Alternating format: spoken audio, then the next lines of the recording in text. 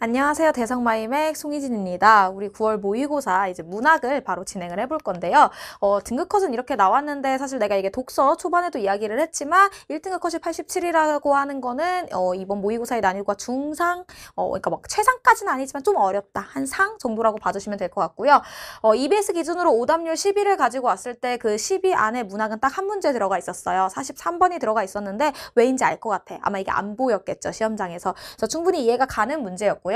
10위 안에 이 43번을 제외하고는 문학이 없었다라고 하는 거는 문학의 난이도가 그렇게 높지 않았다라고 할 수 있겠지만 여러분 혹시 알지 모르겠지만 현재 고3의 문학 난이도는 굉장히 높아요. 고2 문학 난이도에 속으시면 안 되고요. 이거보다 여러분들이 고3에 만나게 될 모의고사에서는 문학 난이도가 훨씬 높을 거다라는 생각 가지고 이번에 잘 보셨더라도 고3을 위해서는 문학 공부 더 열심히 하시기를 바라겠습니다. 바로 들어와서 현대소설부터 가볼게요. 나 같은 경우에는 소설을 풀든 시를 풀든 보기를 보고 먼저 정보를 가져갈 수 있으면 가져가자라고 보는 주의인데 그래서 30번의 보기 먼저 읽어보도록 할게요.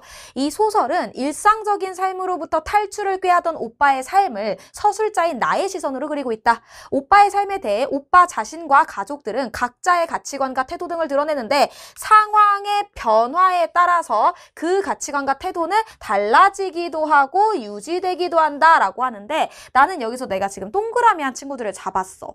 혹시 나의 다른 강의를 듣거나 6월 모의고사 해설 강의를 들은 친구들은 알겠지만 우리가 문학을 읽을 때 잡아야 되는 것들은 명확하게 VS 구도로 나뉘는 것들이에요. 대표적으로 뭐가 있냐면은 긍정과 부정이요. 같은 편과 반대편이요. 그리고 변화 전과 후 이런 것들로 그러니까 정확한 VS 구도를 만들 수 있는 친구들로 우리가 구성을 해주는 게 읽기에 굉장히 편하거든요. 그렇게 잡았을 때 내가 일단 첫 번째로 잡은 거 우리가 이게 30번이죠. 내가 30번을 읽으면서 보기에서 읽으면서 이거는 잡아야겠다라고 잡은 게 이 작품 속에서 상황이 변화하겠구나. 이게 첫 번째죠. 그러면 변화하기 전에는 어땠고 변화한 후에는 어떤지 구분을 조금 해주셔야 되고요. 그 가치관과 태도는 달라지기도 하고 유지되기도 한다. 그러면 변화 전에 오빠의 삶에 대한 오빠의 태도 혹은 가족들의 가치관 태도와 변화 이후에 오빠의 삶에 대한 오빠 혹은 가족들의 가치관 태도를 비교하는 것이 이 지문의 포인트겠구나 라는 생각까지 하면 정말 너무 좋아요. 여러분 이게 별거 아닌 것 같지만 너네가 들을 때만 끄덕끄덕하고 스스로 보기를 이렇게 분석하려고 노력을 안 하기 때문에 들을 때만 끄덕끄덕하고 다음에 다른 시험 보면은 그냥 읽게 되는 거야. 보기를 먼저 읽어야 된다고 하는데 보기를 읽고서 도움을 못 받으니까 보기 안 읽어도 돼. 누가 보기 안 읽고 이렇게 푸는 게 진짜 찐이랬어. 이렇게 되는 거죠. 만약에 보기를 읽고 아무 도움이 안 된다면 그냥 보기를 안 읽는 게 맞아요. 근데 여러분들이 제대로 공부를 한다면 보기를 읽고 도움을 못 받을 수가 없습니다. 이 정도 생각을 가지고 가서 볼게요. 어머니 말을 빌리자면 오빠는 머리는 좋은데 과거 운이 없어. 중학 입시에서 떨어지고 고등학교 입시에서도 떨어졌다 라고 하는데 여러분 내가 지금 하늘색으로 해놓은 거는 시험지상의 볼드 처리 그러니까 진한 글씨 처리가 되어 있는 거고 진한 글씨 처리가 되어 있다라고 하는 거는 선지에 나온다란 뜻이죠. 특히나 진한 글씨는 보기 선지에서 나올 일이 많기 때문에 나는 이거를 보기랑 관련하고 싶었어요. 그럼 봐봐. 어머니는 오빠가 머리는 좋은데 운이 없다라고 생각한 거. 그래서 나는 먼저 뭘 잡았냐면 일단은 어머니가 오빠를 바라보는 거는 얘는 똑똑한데 운이 없구나. 이렇게 생각을 했다는 거네. 괜찮지? 계속 가서요. 그럴 수밖에 없는 것이 학급에서 중간 정도의 성적을 유지하고 있는 오빠가 겨냥하는 목표는 수재들만 모인다는 새칭 인류학교들이었던 것이다. 이게 지금 계속 떨어지는 이유죠. 실제 이유는 오빠가 능력이 부족하기 때문인데 지금 엄마는 이게 머리 좋은데 운이 없다라고만 생각을 하는 거야. 대학의 경우는 좀 달랐다. 큰 배에 선장이 되어 먼 바다로 나가겠다는 것이 오빠의 꿈이었다. 그러나 해양대학에 응시한 오빠는 2회 거푸 신체검사에서 걸려 필답고사도 치르지 못하고 낙방을 했다. 어머니는 2차 대학에 비교적 약한 과를 택해 응시하기를 종용했으나 오빠는 막무가내로 삼수에 들어갔다. 그럼 얘들아 이때 오빠가 오빠의 삶에 대해서는 뭐가 되는 거야? 오빠가 오빠의 삶에 대해서는 뭐 하고 싶은 거냐면은 해양대학. 해양대학 들어가서 뭐가 되겠다. 나 선장이 되겠다라는 이 목표 의식을 가지고 있다라고 볼 수 있겠죠. 근데 오빠가 그 정도 능력은 안 됐지만요. 계속 가서요.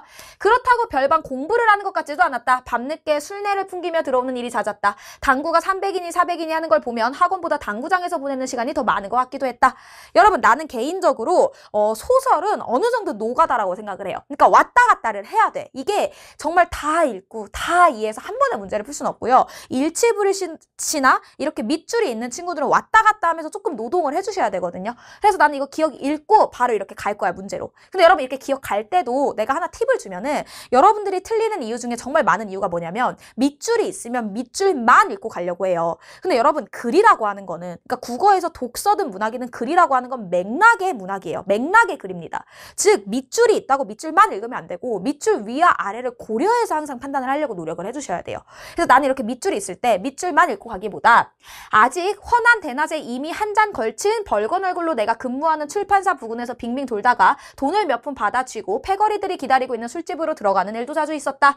주판을 놓다가 수구먼들과 입금액 때문에 가벼운 실랑이를 벌이다가 문득 고개를 들 때 설핏 창가를 스치는 오빠의 얼굴을 발견하는 것은 드문 일이 아니었다.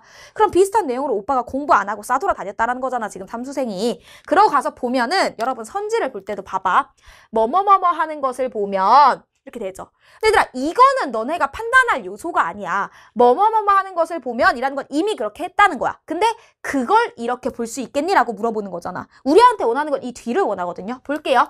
서술자가 경험한 사실과 짐작한 내용을 언급하여 인물에 대해 판단한 근거를 제시하고 있음을 알 수 있다. 얘들아 자자타 라고 하는 거는 직접 경험한 거죠. 오빠가 진짜 집에 늦게 들어온 거니까. 근데 뭐뭐 같기도 했다 라고 하는 건 짐작한 거죠. 그걸 통해서 오빠가 지금 공부를 열심히 안 하고 있다는 것에 대한 근거다. 너무 많은 얘기이지 않아? 그러면 이제 계속 읽는다라고 생각을 하는 거죠. 계속 가서요.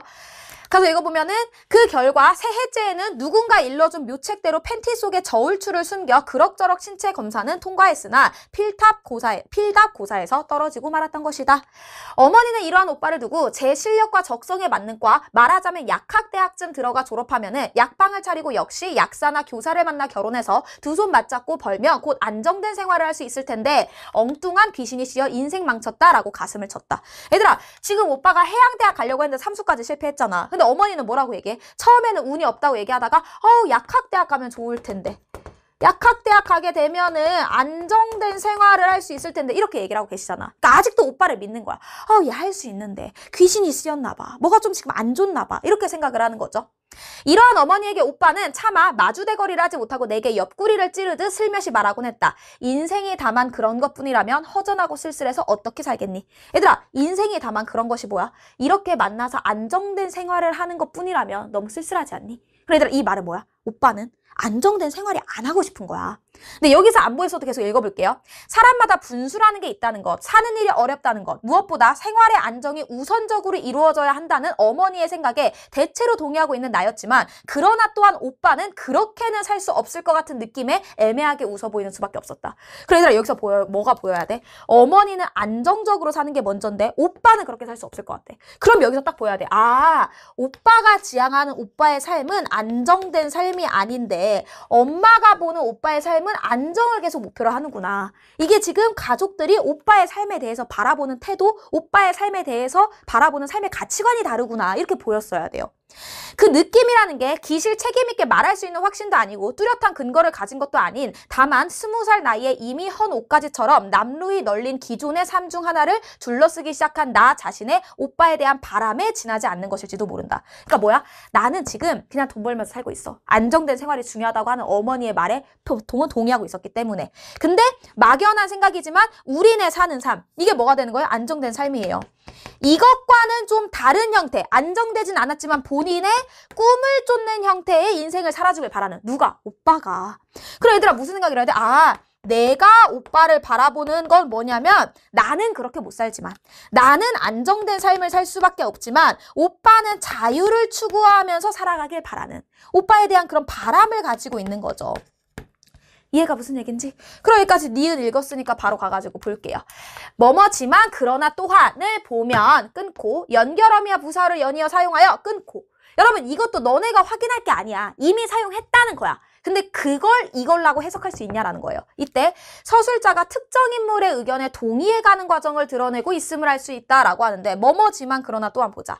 동의하고 있는 나였지만 그러나 또한 이렇게 돼. 그래 얘들아 이 말은 뭐야? 어머니의 생각에 대체로는 동의하고 있었지만 지금 오빠 말을 들으면서 오빠는 그렇게 못 살 것 같은데 이렇게 되는 거잖아. 그러면은 지금 어머니가 안정되게 살아야 된다라는 생각에 동의해가는 과정이 아니라 오빠 그거 안 될 텐데 이렇게 간다는 뜻이죠.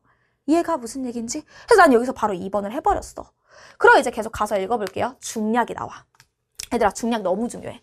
혹시 내 수업을 다른 걸 들은 친구들은 알겠지만 여러분, 괜히 중략을 주는 게 아니야. 소설이 이렇게 쭉 이어져 있는데 출제자가 일부러 여기까지 끊고 중간 자르고 여기서부터 시작이라는 거지. 그러면 그걸 자른 이유가 있을 거 아니야. 그걸 잘랐을 때 여러분들이 문제를 풀 때 좀 더 헷갈린다든지, 아니면 그걸 잘랐을 때 그 안에 무슨 일이 있었을지를 여러분들이 추론해야 된다든지, 아니면 그걸 잘랐을 때 자르기 전과 후가 명확히 구분된다든지, 하여간 어떤 이유 때문에 중략을 주는 거거든요. 그러니까 딱 중략이 오는 순간 좀 주의해야겠다. 중략 이후부터 그 이전 스토리가 그대로 이어지는지 혹은 변하는지, 중략 사이에 무슨 일이 일어났을지 이런 고민을 조금 하셔야 돼요. 근데 나는 특히나 우리가 이미 보기에서 상황의 변화가 있을 거라는 거를 읽고 왔잖아. 근데 여기까지는 다 뭐였어? 오빠가 재수했는데 안 돼. 그래서 삼수했는데도 안 돼. 그래서 엄마는 안정된 대학을 가라고 해. 근데 나는 오빠가 그렇게 못 살 것 같다고 생각해. 이런 거였잖아. 그러면은 뭔가 중략 이후로 변화를 겪지 않을까라는 생각이 들면 너무 좋아요. 애지간하면 중략은 변화의 기점이 되는 경우가 정말 많습니다. 우리 뒤에서 할 고전소설도 마찬가지로 중략이 변화의 기점이 될 거거든요. 읽어볼게요. 오빠는 말했다. 이번 한 번만 한미천 해주시면 1년 안에 몇 배로 갚아드리겠습니다. 많은 돈은 아니에요. 단돈 50만 원이란 말씀이에요. 이번에 다시 실패하면 그때는 정말 수도 검침원이든 버스에서 잡상인이 되든 어머니 말씀대로 하겠습니다. 그러면서 수전증이 있을 리 없건만 덜덜 떨리는 손으로 품에서 사절로 접은 종이 쪽지를 펴보았다. 용산 야채시장에 버릴 사업 계획서였다. 새벽 4시에 문 열어 8시면 파장이에요. 밤새워 지방으로부터 올라온 야채는 부르는 게 값, 먹이는 게 값이에요. 그래들아, 이제 오빠 뭐 하겠다는 거야? 상황이 어떻게 변했어? 상황이 어떻게 변했어? 이 전까지는 입시를 하겠다고 했잖아. 대학을 가겠다고. 근데 이제 뭐 하겠다고? 장사하겠다. 나 어차피 입시 안 될 것 같고 장사하겠다라고 상황이 변한 거야. 이게 보였어야 돼, 얘들아. 그냥 읽으면 안 되고. 그러면서 두둑한 배포와 빠른 눈치 작전이면 불과 서너 시간 장사로 쇼부를 치고 남들 하루 종일 뼈 빠지게 일하는 몇 배를 번다고 했다. 그때 우리가 들어있던 사글세빵 보증금이 20만 원이었다. 그러니까 그 당시 집 보증금이라고 하는 건 거의 집의 전 재산이나 다름없어요. 그게 20만 원인데 오빠가 지금 50만 원을 달라고 한 거야. 어머니는 숫제에 돌아앉아 있었다. 그러한 어머니의 등에 대고 오빠는 흡사 장터의 야바위구처럼 유창한 달변으로, 그러나 꼭 설득시켜야 한다는 초조감과 안간힘으로 쉴 새 없이 눈을 굴리며 사업의 밝은 전망에 대해 늘어놓았다. 그동안에도 얇은 눈꺼풀은 맞바람에 떠는 문풍지처럼 쉬지 않고 파르락파르락 경련을 일으키고 있었다. 그러니까 뭐야, 이 사업을 너무 하고 싶은 마음도 있는데 자기도 불안하거나 혹은 어머니가 안 해줄 것 같다는 생각을 있으니까 계속 이렇게 파르르 떨면서 얘기를 하는 거예요. 이러고 바로 어머니는 오빠의 말을 차갑게 잘랐다. 입만 가지고 하는 장사는 사기밖에 없다. 얘들아, 지금 변하기 전에 오빠가 입시를 한다고 할 때는 오빠가 2번, 3번 실패를 했어도 얘 잘할 수 있는데 라면서 어머니는 오빠의 삶을 응원하는 쪽에 가까웠잖아. 근데 엄마가 뭐라 그래? 야, 그렇게 하는 장사는 사기밖에 없어. 그게 말이 되니? 이렇게 얘기를 하는 거야. 그럼 여러분들이 들은 생각이 이렇게 운이 없었다고 생각하고 안정된 삶을 살기를 추구하는 그것에서 이제 어머니가 뭐로 바뀌는 거야? 오빠의 삶에 대한 어떤 불만, 오빠의 삶에 대해서 믿음지 않은 거죠. 믿음직스럽지 않다. 이런 걸 드러내고 있는 거예요. 이렇게 느껴졌어야 돼요, 여러분. 그러면서요.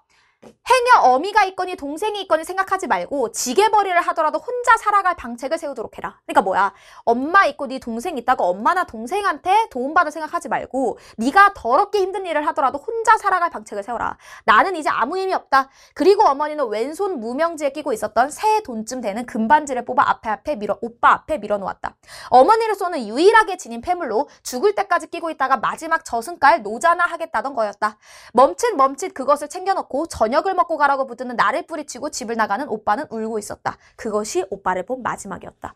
얘들아, 오빠도 막 행복하게 나가는 건 아니야. 결국 실패했잖아. 해양대학 가고 싶은 것도 실패하고 엄마 말대로 안정된 삶도 실패하고, 그러니까 행복하진 않아. 다만 엄마 말대로 지금 당장 살기 싫으니까 마지막으로 뭐 해보겠다, 이렇게 되는 거죠. 그래서 엄마가 준 그 금반지를 가지고 나가는 거지. 물론 엄마가 50만 원만큼 못 해주겠지. 왜냐면 그 집이 20만 원짜리였는데 반지가 50만 원짜리일 수가 없잖아요. 그래서 나는 이제 힘 없다. 그래서 이거라도 필요하면 가져가라, 이렇게 된다 뜻이죠.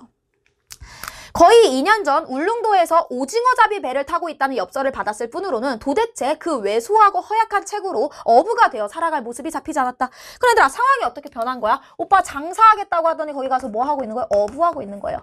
뭐 이유는 여러 가지가 있겠죠. 50만 원을 벌어야 되는데 엄마가 준 돈은 그만큼이 안 되니까 미천을 마련하기 위해서라고 볼 수도 있고요. 혹은 오빠가 원래의 목표가 해양대학에 가가지고 선장이 돼서 넓은 바다에 나가는 거였으니까 넓은 바다에 나가고 싶어서였다라고 봐도 돼요. 근데 그건 지금 중요하지 않고 한번 읽어볼게요. 갖춰야 할 식도 치르지 않고 그냥저냥 만나 살아간다는 20살이 간 넘은 어린 올케도 8개월이 지나도 목 뒤채지도 못할 정도로 영양실조에 걸려있다는 조카의 모습도 그들이 얽혀 살아갈 그 생활이라는 것도 도시 짐작이 가지 않았다. 그러니까 얘들아 지금 어떤 모습이야? 오빠 굉장히 가난하게 살아가고 있는 거야. 하지만 또한 모를 것이 어찌 그들의 생활뿐일까? 그러니까 뭐냐면 그들이 도대체 이렇게 가난하고 힘들게 어떻게 살지 싶다가도 그렇게 가난하고 힘들게 살게 그들 뿐이겠느냐? 혹은 그들의 생활만 내가 모르는 거냐? 그들의 속내도 모르겠지. 뭐 이런 생각을 하게 된 거야. 오빠를 이제 생각하게 되는 거죠. 연말인 탓에 우체국은 창구마다 사람들이 들끓었다. 송금 업무 창구에도 거의 출입물까지 줄이 이어져 있었다. 한 3, 40분은 종이 기다려야 할 것 같다고 속으로 한숨을 쉬며 코트 주머니에 손을 찌르고 줄 끝에 이어섰다. 손에 1,000원권 지폐 30장의 부피가 빳하게 느려졌다. 얘들아 얼마야? 1,000원짜리 30장이면은 3만 원이죠. 3만 원. 우편물이 밀릴 때이니 사나흘 후에나 오빠에게 닿을 것이다. 어쩌면 일주일 후가 될지도 모르고 오빠는 그동안 누이 동생에게서 올 변변치 않은 액수의 송금을 걸고 둘러쓴 빚을 감당하지 못해 벌써 어디론가 달아나 버렸을지 모른다. 그러니까 뭐야? 오빠가 지금 사는 게 제대로 살고 있지를 못한 거예요. 그러니까 내가 뭐 해주는 거야? 나는 오빠한테 매번 돈을 보내주는 거야. 근데 내가 돈을 보내주면서도 뭐라고 생각해? 그 변변치 않은 액수 때문에 일단 빚을 냈어야. 그러니까 나 이제 다음 달이면 동생이 얼마 보내주거든? 그러니까 일단 돈 좀 빌려줘. 이렇게 쓴 빚을 감당하지 못해 이미 도망쳤을 수도 있다. 그러니까 내가 보낸 돈이 닿지 않을 수도 있다 이런 얘기예요. 오빠의 삶이 그렇게 비참하다는 얘기를 하고 있는 거죠. 오빠의 편지를 받은 후 이틀간의 늑장에도 불구하고 갑자기 나는 마음이 급해져 연신 고개를 빼어 앞을 기웃거렸다. 그러니까 내가 항상 오빠를 그렇게 안타까워하는 마음을 가지고 돈을 보내줬던 거야.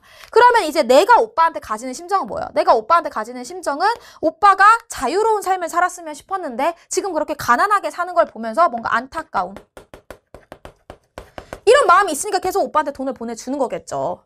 근데 내가 그렇게 송금을 해줬어. 돈을 보내줬는데 오빠가 이제 편지를 답장을 준 거야. 근데 그 답장을 받은 후에 내가 마음이 급해져서 고개를 빼어가지고 이렇게 앞을 본대. 뭘까? 오빠가 무슨 편지 보냈을까? 이런 생각은 하면서 읽어야 되는데 오빠가 집에 온다는 편지를 보내지 않았을까? 그러니까 오빠가 언제 오나? 이렇게 자꾸 보게 되는 거예요. 나는 한 곱이 한 곱이 전략이라고나 말해야 할 오빠의 변모를 볼 때마다 지금보다는 돼지를 기를 때가, 그보다는 혈서를 품고 다닐 때가, 아니 그보다는 여선생의 비로드 치마에 얼굴을 묻을 때가 더욱 좋았다고 생각하곤 했다. 그러니까 뭐야? 한 곱이 한 곱이 오빠가 점점 변해가.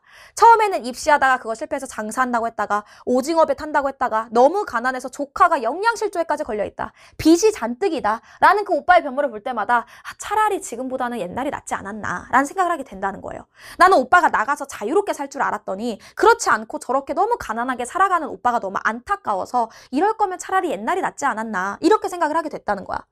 아니 차라리 나팔 소리 쓸쓸히 울려 퍼지던 저문 날 오빠의 속삭임에 따라 어디론가 알 수 없는 먼 곳으로 손 맞잡고 달아나던 때가 얼마나 더 좋았으랴. 지구는 둥글어 한없이 가노라면 결국 떠난 자리에 되돌아올 수밖에 없다는 것을 모르는 어린 시절 아이들은 누구나 다 그렇게 달아나기를 꿈꾸는 것일까. 그러니까 얘들아 뭐라고 생각하는 거야? 오빠가 이 안정된 삶을 추구하는 어머니한테 달아나서 자유로 가고 싶었지만 결국 지금 너무 가난해서 안정되지 못해서 힘들게 살고 있는 거잖아. 그게 안타까운 거야. 그래서 옛날에 그렇게 자유를 추구하던 시대, 자유를 추구하던 시기가 있었는데 그때는 차라리 나았다. 왜? 지금같이 비참하지 않았으니까 오빠가. 이런 얘기죠. 그러나 이 모든 것보다는 차라리 수산업에 손을 대어 한때 재미를 보았으나 왕창 망해버렸다는 호기와 허언으로 어느 날 불쑥 내 앞에 나타날 오빠와 맞닥뜨릴 것을 나는 바라는 것이 아닐까. 그러니까 뭐야? 오빠가 아까 그 오징어잡이 배 탔다 그랬잖아. 그러니까 그거 타가지고 한때 돈을 벌었으나 아이 내가 좀 잘못해가지고 다 잃어버렸네. 이렇게 뭔가 호기롭게 약간 거짓말이라도 와서 해주길 바란다는 거야. 왜? 오빠의 삶이 지금 너무 비참하니까 지금 와서 나 너무 가난해서 그 꼴을 못 보겠는 거야. 차라리 오빠가 나 되게 잘 나갔었는데 삐끗해가지고 좀 망했어 하고 오빠가 좀 아무렇지 않은 모습을 볼 수 있기를, 그러기를 기대한다 이거예요. 오빠의 삶이 너무 안타깝기 때문에. 이해가 무슨 스토리인지? 그러고 이제 가가지고 보자. 자 5번부터 볼까? 오빠는 야채 시장에 버릴 사업 계획서를 보여주기 이전에, 여러분 이게 중략 이후잖아. 그 전에 다른 일에 실패했어. 뭐해? 입시에 실패했잖아. 대학 가는 거. 이거 실패했다 맞는 얘기죠. 오빠가 눈물을 흘리며 집을 나선 날이 오빠 마지막 날이었다 맞는 얘기고요. 어머니는 오빠가 원하는 대학, 그러니까 뭐야? 약학대학 정도 갔으면 갈 수 있는데 얘가 왜 해양대학을 고집해가지고 맞는 얘기했고요. 오빠 속임 써서. 오빠 너무 왜소하잖아. 그래서 해양대학 신체검사에서 떨어져서 뭐라 그랬어? 팬티 안에 저울추를 숨겼다고 했죠. 그거 맞는 얘기예요. 1번 얘들아 야채 시장에서 하루 종일 일하겠다고 했어. 새벽 4시에 나가서 몇 시간이면 된다? 서너 시간이면 돈 번다. 아침 8시면 끝난다. 했으니까 하루 종일은 아니다. 너무 치사한 일치불일치기는 하죠. 그리고 뭐 28번에 2번은 아까 얘기했는데 3번 같은 경우도 볼까? 아까 3번 같은 경우에는 뭐였냐면 오빠가 그 어머니를 설득할 때 간절함 때문에 계속 설득을 하면서도 계속 파르르 떨고 있었다. 서술자가 인물의 심리를 판단할 근거를 관용적인 표현과 비유적인 표현 찾아보면 있을 거예요. 그 다음에 가서 보면은 서술자가 직접 확인하지 못한 사실에 대해서 단정짓지 않고 추측하여 서술하고 있다. 이것도 뭐뭐 할지 몰랐다 했으니까 맞는 얘기고요. 그 다음에 서술자가 인물의 삶을 병력적으로 나열하면서 현재의 삶보다 과거가 낫다고 얘기한다. 이것도 읽어보시면 이해 갈 거예요. 넘겨가지고 29번 볼게요. 얘들아, 금반지가 뭐였어? 오빠가 엄마 저 야채 장사하게 50만 원만 주세요 라고 하니까 야 50만 원이 어딨냐? 야 이거 갖고 이게 내 마지막이야. 갖고 꺼져. 약간 이런 바이브였거든요. 그게 뭔가? 라고 했을 때 얘들아 1번. 가족을 위해 희생한 오빠에게 주는 심리적 보상이다. 여러분, 보상도 아닌데다가 오빠가 언제 희생했어? 자기 가고 싶은 대학 고집하다가 다 떨어졌잖아. 2번. 얘들아, 이거는 내가 6월 모의평가 해설할 때도 얘기를 했었는데 항상 뭐에 주의하셔야 되냐면 의도와 목적은 엄청 신경을 쓰셔야 돼요. 그러니까 뭐뭐 하려고, 뭐뭐 하기 위해 같은 표현들이 있죠. 이런 거 너무 중요해. 이런 걸로 장난들 진짜 많이 쳐. 그 이유가 뭐냐면 너네는 결과값이 같으면 의도 목적을 무시해버리거나 결과값이 같으면 의도 목적은 너네가 마음대로 이 정도면 되겠지 라고 해버리는 경우가 있어요. 근데 의도 목적은 명시되어 있어야 되거든요. 오빠의 꿈을 이루게 하려고 남겨둔 거야, 그 금반지. 야, 오빠의 꿈은 뭐였냐면 해양대학 가서 선장되는 건데 그때는 금반지 필요 없었어. 어머니 마지막에 저승 갈 때 노잣돈 하려고 했다 그랬잖아. 그러니까 이게 목적이 안 되는 거죠. 그 다음에 3번. 오빠가 원하는 도움은 얼마야? 50만 원. 그것까지는 못 준다. 그래서 어머니 경제적 한계다. 4번. 자신의 이상을 버리고 현실에 만족하며 살아가게 만드는 모성의 결실이다. 얘들아, 오빠 현실에 만족하면서 살아갔어. 결국 지 하고 싶은 거 하려고 배까지 타고 하다가 가난하게 살아가잖아. 현실에 만족하며 살아가지 않게 되고요. 5번. 가족의 안정적인 삶을 지켜내기 위해. 얘들아, 목적. 얘들아, 오빠가 그 금반지 달라는 거 우리 가족 안정적이려고. 자기 하고 싶은 거 하려고. 나 자유를 찾아 떠나려고. 안정적인 삶을 지켜내기 위해가 안 되는 거죠. 그러고 이제 30번. 아까 있었던 거. 보기는 읽었으니까 이제 바로 들어가가지고 볼게요. 자, 1번. 오빠가 입시에 떨어지는 이유에 대해서 과거 운이 없어라고 말하는 어머니와 학급에서 중간 정도 성적인 오빠가 인류학교를 목표로 하기 때문이라고 생각하는 나의 모습을 보면 그럼 뭐야? 나는 지금 오빠가 능력이 안 된다고 생각하는 건데 어머니는 운이 없을 뿐이라고 생각을 하는 거니까 서로 다른 생각을 지니고 있다. 맞는 얘기 이렇게 될 거고요. 2번. 큰 배의 선장이 되어 먼 바다로 나가겠다는 꿈을 지녔던 오빠가 오징어잡이 배를 타고 있다라는 내용에서 이전과 달라졌잖아. 상황이 변했잖아. 그래서 이전과는 다른 삶을 살아가고 있다. 왜? 이렇게 된다는 건 자유를 추구하겠다라고 하는 건데 이거는 결국 돈을 벌고 싶은 거니까 현실적인 문제 때문에 이렇게 하고 있는 거겠죠. 이해가? 4번요. 대학에 계속 떨어지는 오빠에게 약학대학점 들어갈 실력이 있다며 믿음을 드러냈던 어머니는 새로운 사업 계획서에 대해서 설명을 하는 오빠에게 입만 가지고 하는 장사는 사기밖에 없다고 라고 말하는 거 뭐야? 오빠에 대해서 변해버린 거죠. 불신을 보여준다. 변해버린 어머니. 이렇게 되겠죠. 4번요. 오빠가 안정된 생활을 할 수 있기를 바라는 어머니와 인생이 다만 그런 것뿐이라면 허전하고 쓸쓸해서 살 수 없다고 말하는 오빠의 모습을 통해서 어머니는 안정이면 되는 건데 오빠는 안정되게만 살면 인생이 너무 쓸쓸하지 않니? 라고 얘기하는 거에서 서로 다른 가치관을 지녔다 맞는 얘기. 오빠가 우리네 사는 삶과는 좀 다른 삶을 살길 기대했던 나는 이게 무슨 말이야? 안정만 추구하지 말고 자유로운 삶을 살길 바랬던 나는 나의 바람과는 달리 왕창 망해버렸다는 호기와 허언으로 오빠가 나타날 것이라고 예상하며 기대가 사라졌다. 얘들아, 얘 뭐라 그랬어? 차라리 오빠가 가난하게 오는 것보다는 왕창 망해버렸다는 호기와 허언으로 나타나면 좋겠다라는 거잖아. 왜? 오빠가 그렇게 가난하게 오는 게 싫어서. 그럼 이건 기대가 사라졌다가 아니라 차라리 오빠가 그래줬으면 좋겠다라는 마지막 희망. 차라리 오빠가 그렇게 나 이제 너무 가난하고 현실적으로 그냥 안정적으로 살아야겠어가 아니라 야 내가 그 자유 추구하려고 이렇게 살아봤거든? 이라는 그 오빠의 자신감을 가지고 돌아오길 바라는 모습이죠. 그래서 나의 바람과는 달리 이렇게 나타날 것이다도 애매하고요. 이게 기대가 사라졌다라고 보기에도 한계가 있겠죠. 이렇게 해가지고 현대소설 끝나는 거고 별로 어렵지 않죠. 그리고 우리 가가지고 고전소설 바로 이어서 볼게요. 얘들아 고전소설도 보기 먼저 보자. 보기가 이제 33번에 있었는데 보기를 이제 보시면은요. 여러분 얘도 마찬가지야. 봐봐. 첫 번째 뱃놀인데 영희록에서는 주인공과 대립인물의 갈등이 반복되는데 이러한 갈등은 배에서 일어나는 사건을 중심으로 변주되어 나타난대. 그럼 이 말은 갈등 관계가 뭔가 변한다라는 거잖아. 뭘 기점이겠어. 첫 번째 뱃놀이 일어나고 두 번째 뱃놀이 일어나니까 여기서 여기로 갈 때 변화가 일어나는 거지 않겠어요? 갈등이 뭐 때문인지, 누가 위에 있는지, 능력을 어떻게 드러내는지, 주변 인물이 어떻게 평가하는지, 방관자인지 중재자 여자인지 이런 걸로 가해서 나로 바뀐다라는 거잖아. 그럼 너네 무슨 생각하면서 가야 돼? 이것들 신경 쓰면서 어떻게 변하는지 보면서 가야겠다. 첫 번째 뱃놀이에서 두 번째 뱃놀이로 올 때 어떻게 변하는지 초점을 좀 맞춰야지 라는 생각을 하고 가셔야죠. 괜찮지? 그럼 가서 읽어봅시다. 그래서 읽어보면요. 자, 옥소가 누군지 모르겠지만 일단 읽어보자. 옥소가 노래를 그치고 잔에 술을 가득 부어 나오니 소은성이 술잔을 잡고 좌우를 돌아보며 말하였다. 5원시이거나 7원시이거나 먼저 지은 것을 본받는 법이니 혹여 화답하기를 더디게 하지 마십시오. 말이 끝나자마자 형 한림과 세 동생이 차례로 글을 지어 읽으니 기녀들이 차례로 노래를 부르고 술잔을 내왔다. 이때 손기는 머리를 깊이 숙인 채 가만히 앉아 있었고 반선은 돌아서서 귀 밑을 다듬고 있었다. 그것을 본 소은성이 화가 난 듯. 그래 얘들아, 얘가 화가 난 게 뭐야? 손기가 머리 깊이 숙이고 있는 거, 얘가 머리 그 귀 밑에 다듬고 있는 거, 이것 때문에 화난 거 아니야? 그 다음에 화가 났다라고 하는 건 지금 얘네가 대립관계라고 볼 수 있지 않을까? 그럼 이걸 봤을 때 드는 생각이 이게 보기에서 말한 첫 번째 뱃놀이에서의 갈등관계인가 보다. 첫 번째 뱃놀이에서는 소은성이라고 하는 애랑 손기랑 반선이라고 하는 애가 이 갈등관계를 갖나 봐. 이렇게 생각이 갔어야지 얘들아. 계속 가서요. 우리들이 아무리 재주가 보잘것없어 먹을 더럽혔다고 하더라도 손 선생이 어찌 뛰어난 시로 답하지 않으실 수 있습니까? 그러니까 너 왜 답하 안 해? 다른 애들 다 하는데 이거잖아.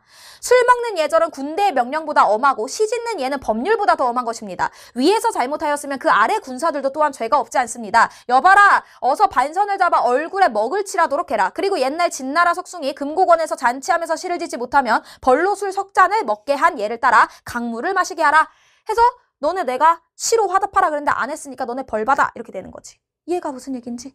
그래 얘들아, 지금 이렇게 강요하는 거 보니까 얘가 조금 더 우위에 있다고 느껴지지 않아? 그 정도는 돼야죠. 그럼 지금 갈등의 원인은 뭐냐면은 얘가 시 화답을 하지 않은 게 지금 갈등의 원인이 되고 있는 거죠. 그러니까 이렇게 여러분 얘도 왔다 갔다 하려고 내가 이렇게 바로 문제로 가지고 왔어요. 근데 여러분 이걸 왔다 갔다 하는 기준이 뭐냐면 나 같은 경우 이렇게 기역 이런 밑줄 하나 있을 때 끊고 온다고 보시면 돼요. 근데 밑줄까지만 보는 게 아니라 내가 맥락에 글이라고 했으니까 여기까지 이어져 있는 데까지는 읽고 그 상태에서 바로 오는 거야. 근데 기억 문제만 오는 게 아니라 고전소설은 특히나 일치, 불일치가 암기해서 하기가 너무 힘들어요. 인물 이름도 다양하고 인물 이름이 비슷할 때도 있기 때문에. 그래서 기억까지 읽고 기억 문제 풀러 오는 김에 나는 일치, 불일치 문제를 같이 풀려고 해요. 그럼 가가지고 보자. 소은성은 손기에게 기녀들을 벌할 것을 강요한다. 기녀들 벌하는 내용은 안 나왔는데 반선한테 먹을 칠하자 그랬잖아. 그럼 일단 모르겠으니까 내버려도. 2번, 손기는 시에 화답해달라는 소은성의 요구에 침묵한다. 맞지 않아? 그래서 소은성이 열받은 거잖아. 그래서 빡친 거잖아. 2번 맞는 거 같은데? 이렇게 생각이 들었어 나는. 2번 맞는 거 같은데? 이렇게 생각이 들었어. 근데 나머지 더 읽어봐야 되겠다라고는 생각을 했어요. 반선은 소은성의 질책에 자신이 본분을 어긴 것을 자책한다. 아직 반선 얘기 안 나왔으니까 넘어가고요. 세 동생은 손기에게 강물을 먹일 것을 소은성에게 제안한다. 얘들아, 강물 먹이자는 거 누가 얘기했어? 소은성이 얘기했지. 옛날에 그렇게 했던 사례를 따라서 강물을 먹여라 했으니까 세 동생이 제안한 적은 없겠다 해서 이렇게 지웠고요. 5번, 형한림은 손기의 연주에 대응하지 못하는 소은성의 어리석음을 꾸짖는다. 이거 형한림이 뭐 한 거 아직 안 나왔던 것 같아. 그래서 나는 얘는 아닌 것 같고 나머지는 잘 모르겠는데 2번 맞는 것 같은데 이 생각하고 그러고 기억도 봤어요. 기억 가서 보면 얘들아 봐봐. 사회적 관습을 내세워 상대를 안심시키고 있다. 근데 여러분 이 문제도 선지가 다 끊겨요. 뭐뭐 해서 뭐뭐 하고 있다. 뭐뭐 하여 뭐뭐 하고 있다. 뭐뭐 하여 뭐뭐 하고 있다. 뭐뭐 하여 뭐뭐 하고 있다. 뭐뭐 하여 뭐뭐 하고 있다. 근데 무조건 그렇다고는 볼 수 없겠지만 뭐뭐 해서 뭐뭐를 한다고 할 때 앞에 나오는 건 보통 표현법이나 방식이거든요. 고사 인용했는지, 물음의 형식 썼는지, 추측 나열됐는지. 근데 얘들아 이거는 거짓말을 많이 안 쳐요. 왜냐면 그렇게 어렵지도 않고 이 앞에 어떻게 했는지는 그렇게 중요하지 않고 그렇게 함으로써 이게 맞는지가 더 중요하거든요. 그래서 나는 항상 선지를 끊어서 뒤에서부터 보려고 노력을 해요. 그때 얘들아 봐봐. 저 기억이 뭐였어? 이 기억이 무슨 내용이었어? 야야야야 너 지금 왜 대답 안 해? 야 이거 술 먹을 때 이렇게 대답 안 하는 거 큰일인데? 너 이러면 네 밑에 애들도 잘못 있는 거 알지? 이거지. 그러면 바로 뭐 안 돼? 안심은 절대 아니겠다. 이렇게 지워야지. 앞에 볼 필요 없이 일단. 그럼 계속 읽어요. 좌우의 기녀들이 반선을 잡아서 화관을 벗기고 얼굴에 먹을 칠하자. 아까 지금 소은성이 지켰잖아. 반선이 부끄러움과 괴로움을 견디지 못하고 말하였다. 이런 감정은 잡는 거야 얘들아. 감정은. 첩으로 하여금 글 짓는 신선을 모시게 하지 않고 말 못하는 부처를 받들게 하였으니 이는 첩의 죄가 아닙니다. 얘들아 이 말 못하는 부처가 누가 되는 거야? 이게 손기야.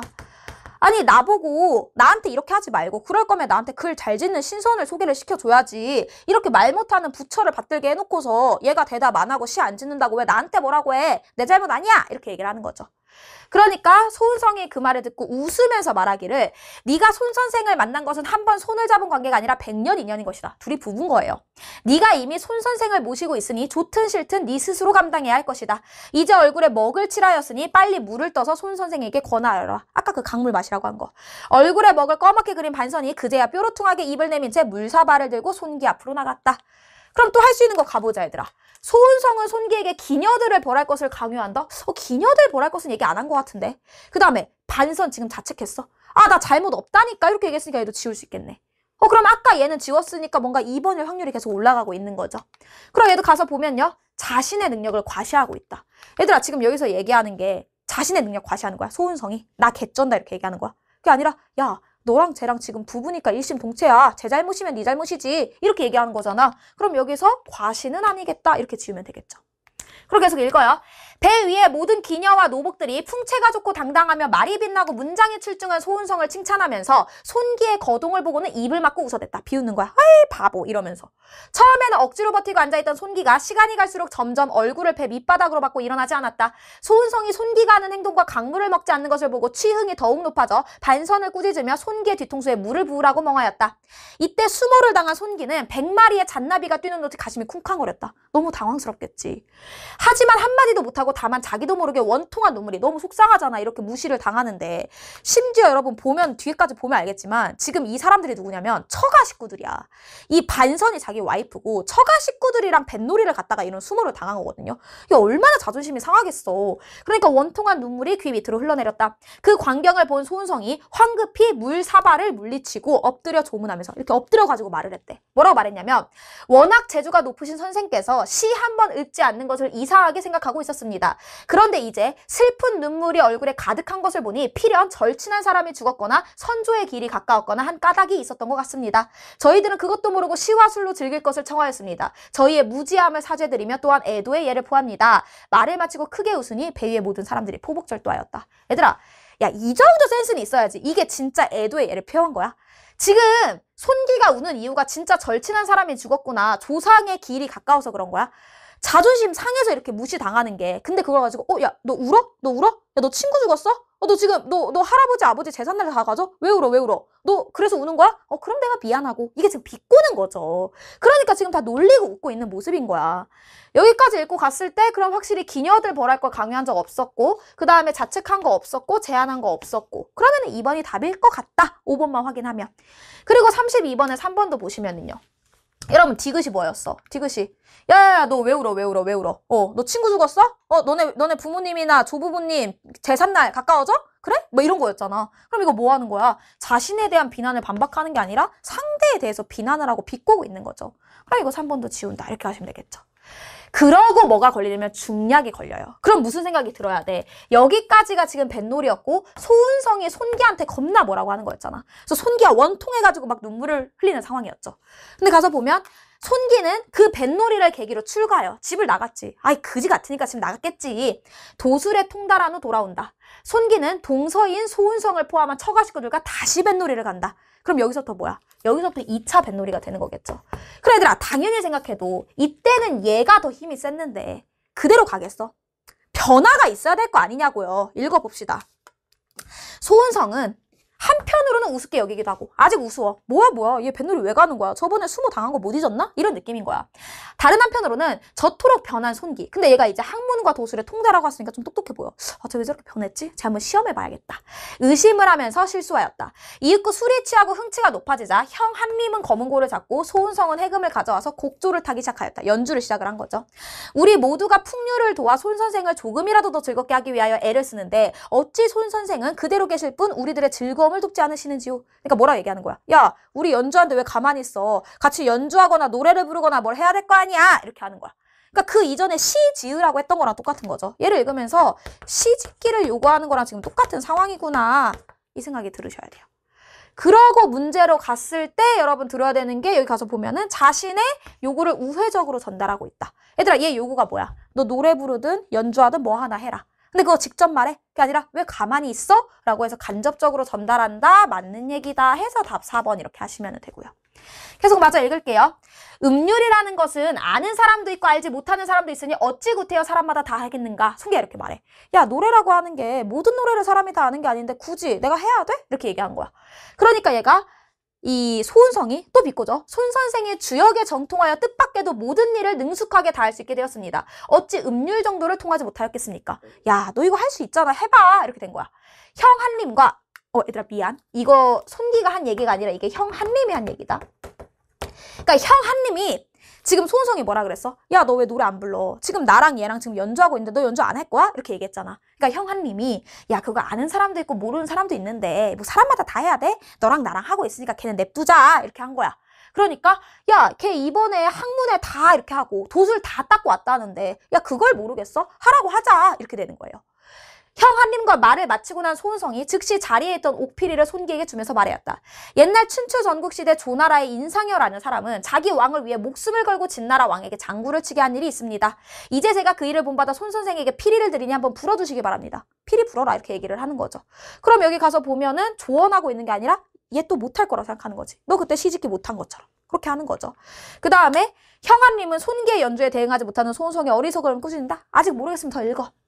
손기가 특별히 사양하지 않고 피리를 받아들고는 배 가장자리에 기대어 곡조를 연주하였다. 그 소리가 가볍고 아득하게 허공을 깨치며 울려 펴졌다. 그 소리에 흘러가던 구름이 멈추고 모래톱에 앉아있던 기러기가 놀라 울며 차가운 가을바람이 일어나고 언덕 위에 버들잎이 다 떨어졌다. 형한림 형제와 소은성이 다 팔짱을 끼고 몸을 웅크린 채로 앉아들었다. 손기가 세 번째 곡조를 부르니 강물이 쏟고 큰 고기가 뛰어오르며 산에서 돌이 다 떨어지고 한때 학들이 공중에서 어지럽게 날며 울었다. 그 광경을 본 소은성은 할 마디 말도 하지 못하고 마치 어리석은 사람처럼 멍하니 앉아있었다. 그러니까 연주 실력이 개쩌는 거야. 막 동물들도 이 연주를 들으면서 감흥해가지고 동물들도 움직일 만큼 그 연주 실력이 개쩌는 거야. 그러니까 소은성이 아씨 얘 뭐지? 이러고 멍 때리는 거죠. 손기가 피리 풀기를 그치고 주위의 하인을 돌아보며 말하였다. 대장부가 도는데 어찌 가벼운 풍류만을 즐기겠는가? 큰 북을 가져오라. 손기가 오른손으로 북채를 잡고 왼손으로 옷깃을 치켜들고는 일어서서 옛날 예양이 조조 앞에서 쳤다고 하는 어양삼과 한 곡조를 쳤다. 슬프고 웅장한 북소리가 물 위를 울렸다. 갑자기 달과 별이 한꺼번에 어두워지고 큰 바람이 비를 불고 왔다. 자연을 움직일 정도로 웅장한 소리였던 거예요. 곧바로 강물이 터지고 붉은 용과 검은 거북이가 펄펄 날뛰자 배가 기울어지면서 물결이 솟아올라 금방이라도 엎어질 듯하였다. 자리에는 모진 우레와 번쩍이는 번개뿔이 내리쳤다. 성품이 엄숙하고 맹렬하며 담력이 있는 소은성이지만 더 이상 견디지 못하고 귀를 막고 눈을 가린 채 바닥에 엎드려 두려워하였다. 그 노래가 너무 엄숙하고 웅장해서 얘가 두려울 정도인 거야. 그만큼 손기가 통달했다라는 거죠. 높은 수준까지요. 형씨 집안의 형제들은 더 말할 나위가 없었다. 잠시 후 손기가 북채를 던지고 자리에 앉자 바람이 잦고 물결이 잔잔해지며 달과 별이 다시 밝아졌다. 여러분 사실 이거 비현실적 요소긴 하죠. 우리가 아무리 연주를 뛰어나게 하더라도 이렇게 자연이 바뀌지는 않을 테니까. 이 광경을 본 형한림은 손기의 신기한 조화와 재주에 감탄하였다. 소은성이 어찌된 일인지 어리둥절하고 있자 손기가 웃으면서 소은성을 놀리는 말이 했다. 누가 소상설을 용맹하다 했는가? 북소리 하나를 이기지 못하는데 어찌 삼군을 거느리는 장수가 되겠는가? 하고 오히려 여기로 갔을 때는 손기가 우위에서 소은성을 비꼬게 되는 거죠. 스토리 이해 가죠? 그러면 얘들아 여기서 형한림이 소은성을 꾸짖은 적은 없으니까 이거 답 2번 맞구나 하고 넘어가시면 되고요. 32번 아까 얘기했던 것처럼 4번 맞구나 하고 넘어가시면 되죠. 그리고 이제 마지막 문제가 이 보기 문제였는데 가가지고 봅시다. 여러분 얘도 마찬가지야. 뭐뭐 하는 것으로 보아 라고 하면은 물론 간혹가다 요 앞에 뭐뭐 하는 것으로 보아 자체가 틀릴 때도 있기는 하거든요. 틀릴 때도 있긴 하지만 애지간하면 앞에서 장난질을 안 쳐요. 그렇다고 봤을 때 이렇게 볼 수 있느냐가 중요한 거거든.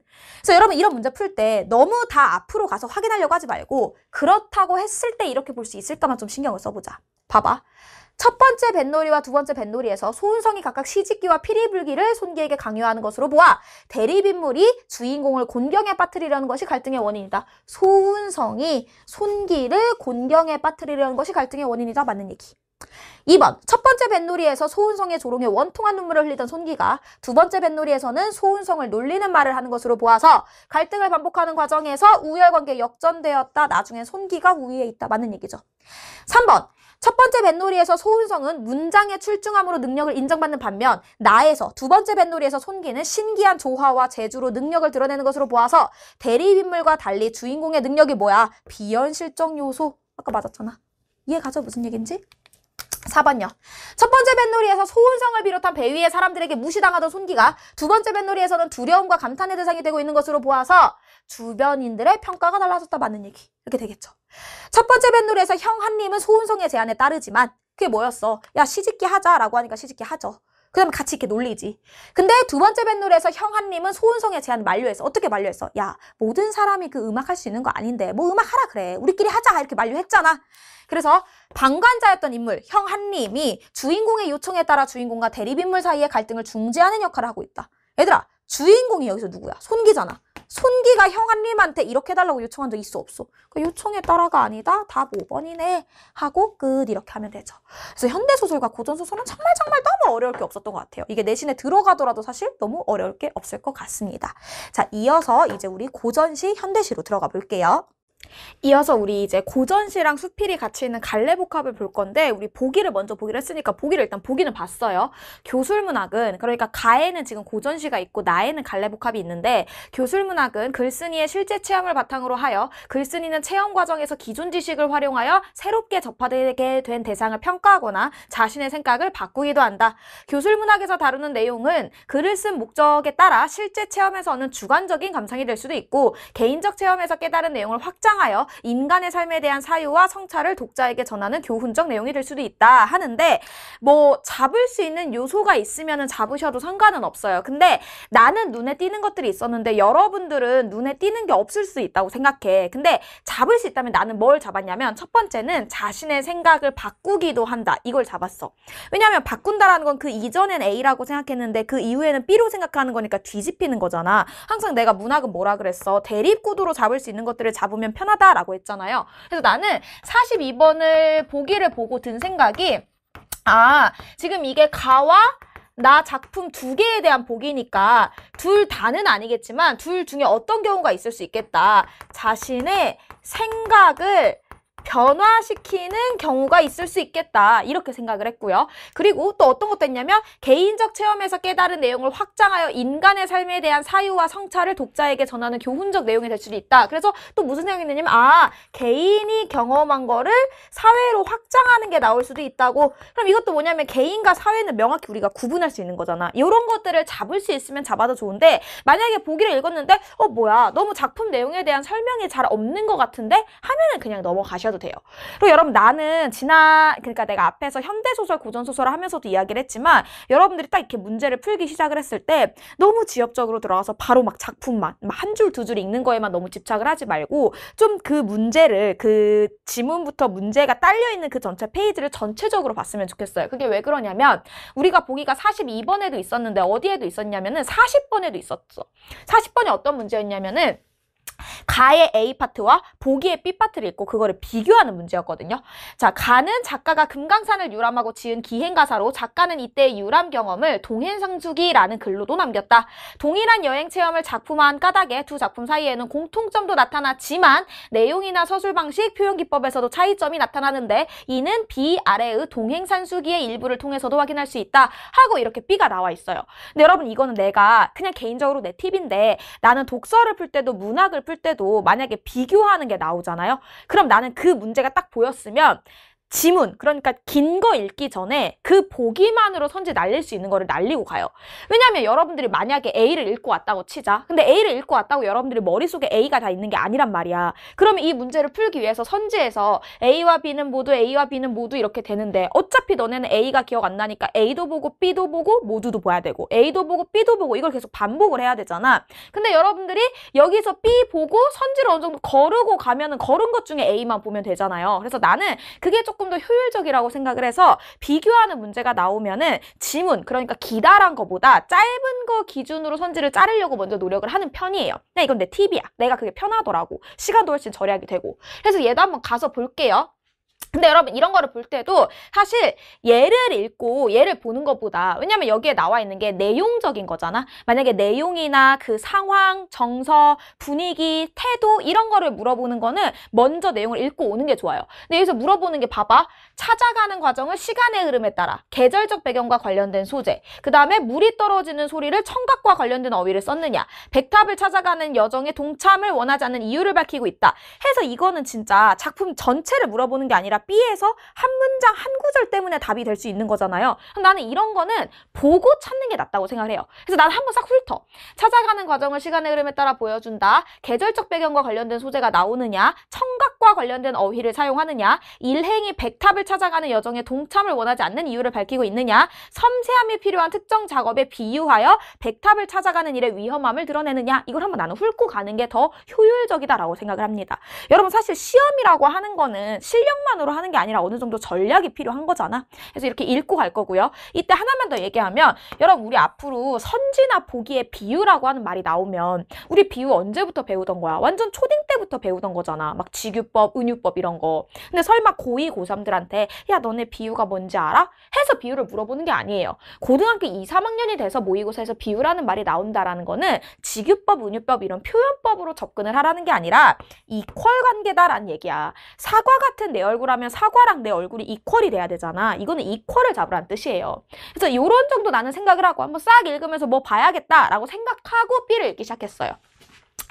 자, 그래서 놓아두고 백탑을 찾으러 갔다. 폭포는 물을 뿜으며 떨어졌다. 위에는 얼음이 하얗게 얼어붙어 있었고 가운데는 비어서 파란 유리와 같았다. 물은 콸콸 소리를 내며 떨어졌다. 그 물을 건너가니 길이 끊어졌다. 따르는 사람에게 명하여 물가에서 밥을 짓게 하고는 갓을 벗고 옷자락을 묶고서 갔다. 원치 않는 자는 남아있게 하고 골짜기 물을 따라 돌을 밟으며 갔다. 머리와 눈이 발의 보조자가 되고 손은 발의 지원자가 되었다. 발꿈치를 디뎌 시험해보고 안전하다고 생각되면 나아갔는데 마치 포정이 소를 잡을 때 뼈 사이의 틈을 찾아 칼을 쓰듯이 반드시 바위 사이의 빈 공간으로 가야만 무사할 수 있었다.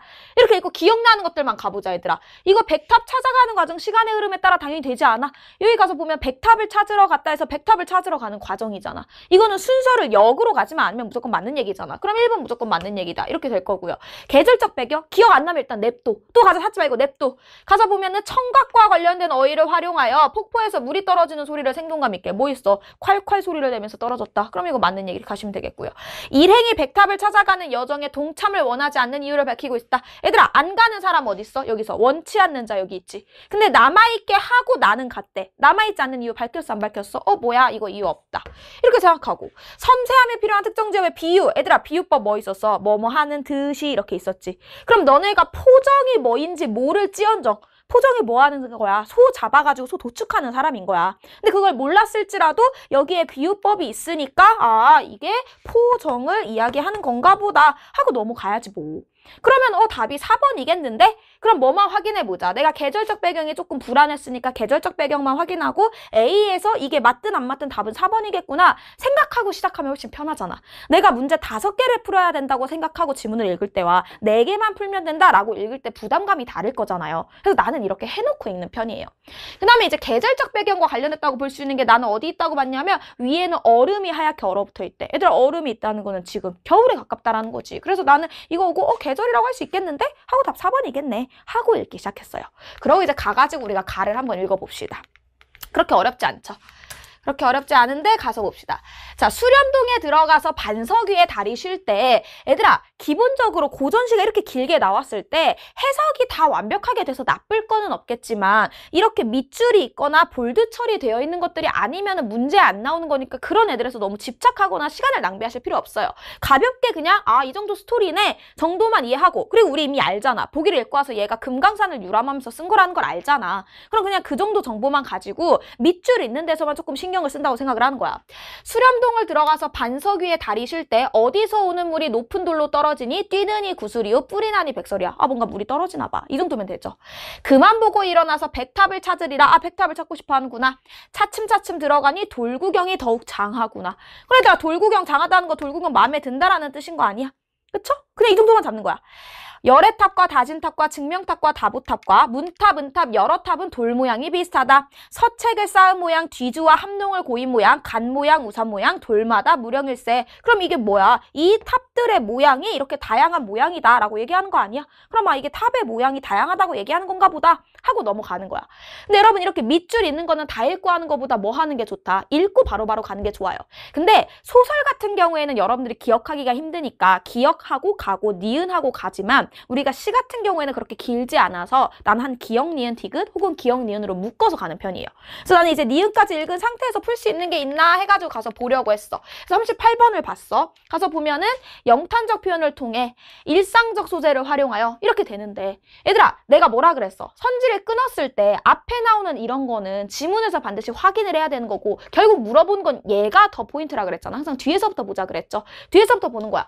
원하는 장소를 찾지 못하는 상황에 대한 초조함. 얘들아 기억이 뭐였어? 야 폭포 그만하고 우리 백탑 보러 가자 이거였잖아. 지금 보지 못하는 상황에 대한 초조함이 아니라 이제 보러 가자는 거 아니야? 그러니까 1번 지으면 되겠고요. 2번 동일한 대상이 시선에 따라 달리 보인다. 얘들아 포인트는 뭐야? 동일한 대상인데 달라졌냐 이거야. 내가 선지에서 중요한 거 뭐라 그랬어? 항상 대립구도로 설명할 수 있는 거. 같은 편 반대편. 같은 건데 다르게 보였냐 이거죠. 근데 얘들아 아까 그거 여러 가지 모양이었던 게 같은 건데 어디서 보냐에 따라서 여러 가지 모양이었던 거야? 아니면 모양 자체가 여러 개였던 거야? 모양 자체가 여러 개였던 거야. 그럼 이렇게 동이랑 그냥 바로 지우는 거죠. 1번, 2번 지워놓고 계속 읽어야겠다 이렇게 생각을 하는 거야. 그리고 이제 앞으로 와가지고 계속 읽어볼게요. 3대를 묶은 듯이 층층이 들어서니 앞뒤로 각각 모양 옆을 본 적도 다르고 가까이 보던 거동 멀리 보니 또 다르다. 그러니까 얘들아 여기가 이제 어디서 보느냐에 따라 다르다 이거죠. 앞뒤로 봤던 모양을 옆에서 보니까 또 다르고 가까이서 보던 거를 멀리서 보니까 또 다르네. 여기서 얘기하는 거지. 그러면서 눈으로 둘러보니 두 눈이 분주하고 손으로 가리키니 두 손이 결을 얻고 입으로 말을 한즉 입 하나로 어이하리 라고 하는데 이건 좀 느껴져야 돼 얘들아. 눈으로 둘러보는데 두 눈이 너무 바쁘대. 왜? 볼 게 너무 많아서. 너무 다양한 게 많아서. 손으로 가리키니 두 손이 결을 없대. 결을이 뭐야? 순간, 쉴 순간이 없었다 이거야. 왜? 얘도 가리키고 쟤도 가리키고 쟤도 가리키느라. 입으로 말을 하니 너무 대단한 게 많아서 입 하나로 다 말할 수가 없다 이런 뜻이죠. 이 정도 해석은 되셔야 되는데. 정신이 산란하고 생각이 분주하여 금강산 좋은 소문 보태었다 하였더니 그러니까 내가 이걸 보고 느낀 게 금강산이 좋다라는 소문을 되게 많이 들었는데 실제로 너무 좋아서 내가 말을 하게 되면 그게 금강산이 좋다라는 얘기에 내가 소문을 보탠다 이거예요. 그러니까 금강산 좋다 이렇게 얘기하는 거고요. 이제야 직접 보니 말모자라 걱정일세. 너무 아름다운데 이걸 말로 다 표현할 수가 없어서 걱정이다. 그러니까 금강산 너무 좋다. 이 정도 얘기하는 거잖아. 이 정도 얘기하고 이제 계속 가서요. 그곳을 지나가니 길이 점점 험하도다. 비탈로 돌아갈 때 나무 난간 조심하고 개심대 올라갈 때 숨이 차서 어려워라. 낙엽이 묻혔으니 발 디디기 위험하고 휘추리가 얽혔으니 엎드려야 나가리라. 백탑이라 하는 것이 듣던 것과 다르도다. 조각조각 허연 돌을 다시같이 괴었으니 동그랗게 높은 거동 20아람 넘으리라. 얘들아 뭐는 보이면 좋아? 듣던 것과 다르대. 혹시 기억이 날지 모르겠지만 뭐라 그랬어? 42번 보기에서 자신의 생각과 변화하는 경우가 있다 그랬잖아. 그러니까 나는 A라고 생각하고 갔는데 달라지는 경우가 있다 그랬죠. 그래서 나는 다르도다 이거 좀 중요하겠다. 이 정도는 생각했어요. 그러면은 여러분 머릿속에서 생각이 유지되는 만큼으로 끊는 거야. 나는 여기 앞에 디귿도 지금 기억을 하고 있는 상황이고 거기서 여기까지 가서 한 2가지 정보는 내 머릿속에 들어가 있는 게 어렵지 않아. 그래서 나는 여기까지 읽고 문제로 가요. 근데 만약에 여러분들은 2가지 정보보다 더 가져갈 수 있어? 그럼 3가지 정보까지 읽고 넘어간다 이런 식인 거야. 어디서 끊을지는 그건 여러분들의 훈련으로 찾아내셔야 돼요. 그럼 일단 디귿도 한번 가가지고 볼게요. 디귿도 이제 가가지고 보면 자신이 바라본 풍경에 다양함을 부각하고 있다. 애들 아까 뭐였어? 손으로 가리키려고 하면 손도 쉴 순간이 없고 눈으로 바라보는데 눈도 너무 분주하대. 왜? 너무 다양한 풍경들이 있어서 이거 아니야? 그러면은 답이 3번이다 하면 38번이 끝나는 거지. 그럼 얘들아 어떻게 마음이 편해져? 우리 아까 그 보기 있었던 40번 문제 풀고 왔고 그럼 이제 보기 문제에다가 조금 집중을 하면 되겠다라고 생각을 하시면 돼요. 그러고 이제 가가지고 계속 마저 읽는다고 가보자. 계속 가서 이제 읽어보자. 듣던 것과 다르도다. 백탑은 이거 아니구나. 다시 찾아보리로다. 그러니까 뭐야? 얘가 처음에 백탑인 줄 알고 그걸 보니까 듣던 것과 다른데? 아 조각조각 하얀 돌을 이렇게 만들어가지고 동그랗게 높은 거 해놓은 거 내가 듣던 소문이랑 좀 다른데? 그러고 뭘 깨달은 거야? 아 이거 백탑 아니구나. 내가 이거 보려고 왔던 백탑이 이게 아니구나 라는 걸 깨달은 거야. 그러면서 다시 찾아보리로다. 폭포수 떨어지는데 겨울눈 그쳐있다. 얼음을 건너가니 동지섣달 경치로다. 길은 끊어져 있고 갈 곳이 전혀 없다. 시장하면 배고프면 어려우니까 소태 쌀밥 지었더니 따라오던 계집들이 물가에 밥 시키고 갓 벗고 동옷 겨울옷 벗고 맨 상투 바람에 미투리 신고 길 없는 물속으로 이둘저둘 건너가며 채삼꾼이 인삼 찾듯 사냥꾼이 매를 찾듯 허기져서 순막 찾듯 밤길 읽고 인가 찾듯 가다 쉬고 쉬다 가서 기억이 올라갈 때. 그러니까 이게 지금 겨울에 이 백탑을 찾아서 계속 가는 거야. 근데 이게 겨울이다 보니까 가는 게 쉽지 않은 거죠. 그래서 배고프니까 야 여기 따라온 애들 너네 여기서 밥 좀 하고 있고 내가 좀 찾아볼게. 이렇게 하고 뭐처럼 최삼꾼이 뭐뭐 찾듯 얘네가 뭐뭐 찾듯 지금 대구법 그리고 지규법 써가지고 이렇게 열심히 백탑을 찾고 있는 과정인 거예요. 이해가? 뭐 만약에 아까 40번 문제에서 확신이 없던 친구들은 여기까지 읽고 40번 문제를 풀러 가셔도 나쁘지 않을 것 같아요. 근데 나는 이제 계속 읽었어요. 새소리도 못 듣거든 인적이야 있겠느냐. 만산에 막힌 것은 측백나무뿐이로다. 햇빛을 가리우고 또 한 탑이 내다르니 주겸주겸 괴인돌이 백탑에서 몇 배로다. 어이한 재주로서 저렇게 만들었는가. 세 글자를 새겼으니 다보탑이 여기로다. 갈수록 산이 깊어 막다른 골 되었단 말인가. 할 일 없이 돌아오니 분하고 열업도다 라고 하는데 얘들아 여기가 해석이 되면 너무 좋죠. 근데 내가 말했지만 밑줄이 없는데 해석이 안 된다고 우리가 너무 시간을 투자하거나 집착하면 안 된다 그랬잖아. 그럼 여러분들이 들어야 되는 건 어차피 우리는 기역, 니은, 디귿, 리을, 미음 문제를 읽었기 때문에 이제 문제를 풀기 위해서 이 밑줄이 필요하지는 않아. 근데 출제자들이 이렇게 밑줄로 해준 파트는 이거를 봤을 때 여러분들이 작품을 이해하는데 의미가 있기 때문에 밑줄이나 진한 글씨를 해주는 거거든요. 근데 봐봐 얘들아. 할 수 없어서 돌아오니까 분하대. 그럼 지금 정서가 거지 같은 거잖아. 그럼 정서가 거지 같다는 건 뭐야? 상황이 거지 같으니까 내 기분도 거지 같은 거지. 얘들아 얘 처음에 뭐 하려고 그랬어?